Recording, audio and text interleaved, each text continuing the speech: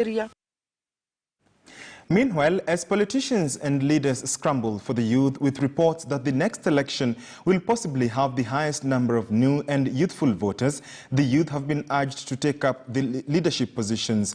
This as several youth leaders received awards in the Under 35 awards that were held on Friday. The youth have been said to be the key determiner in the next election, and the leaders present urged them to join hands and ensure they vote in their own for much development. Let's listen in.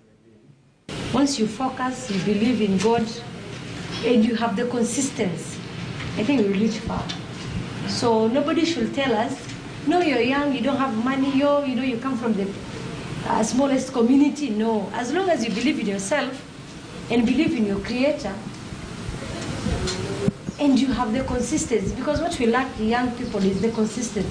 Today we are here, tomorrow we are there.